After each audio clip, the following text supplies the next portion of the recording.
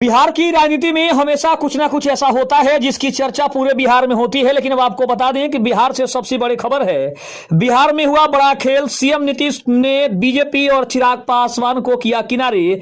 जदयू का बोर्ड आयोग पर बड़ा कब्जा सामने आया। नमस्कार, मैं हूं संजीव और आप देख रहे हैं आप तक न्यूज। अगर आप हमारे चैनल पर नए हैं तो चैनल को जरूर सब्सक्राइब कर लें। आपको बता दें कि बिहार की राजनीति में आए एक बड़े बदलाव की ओर इशारा हो रहा है। मुख्यमंत्री नीतीश कुमार ने एक बड़ी चाल चली है जिसमें विभिन्न सरकारी आयोगों और बोर्डों के पदों के बंटवारे को लेकर जदयू, बीजेपी और चिराग पासवान की पार्टी के बीच सीटों का समीकरण तय हुआ है। बिहार में काफी समय से विभिन्न बोर्डों और आयोगों जैसे अल्पसंख्यक आयोग, पिछड़ा वर्ग आयोग, महिला आयोग आदि में अध्यक्ष और सदस्यों के पद खाली पड़े थे।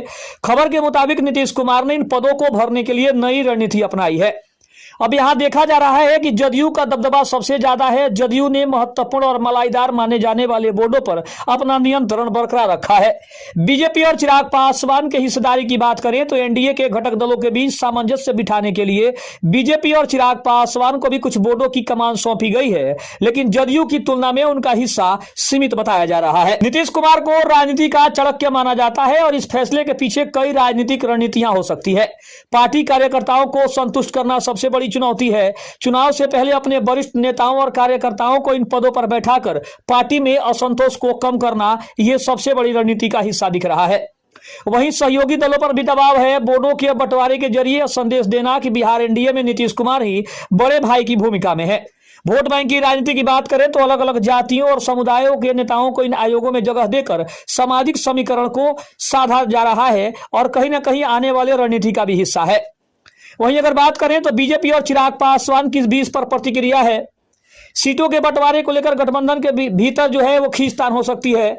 चिराग पासवान जो खुद बिहार की राजनीति में एक मजबूत विकल्प के रूप में पेश कर रहे हैं, अपने आप को सामने ला रहे हैं, उनके लिए बंटवारा एक चुनौती भी हो सकता है। बीजेपी के केंद्रीय नेतृत्व और प्रदेश नेतृत्व के बीच इस मुद्दे पर क्या तालमेल है, ये भी एक बड़ा सवाल सामने आ रहा है।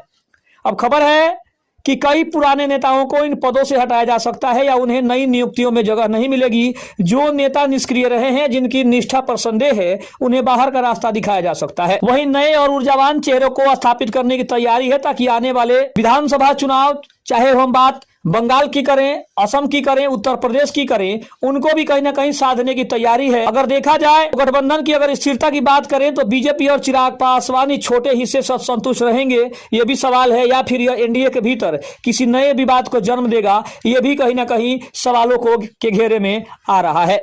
खबर कैसी लगी कमेंट में जरूर बताइएगा। तब तक के लिए धन्यवाद। जय हिंद, जय भारत।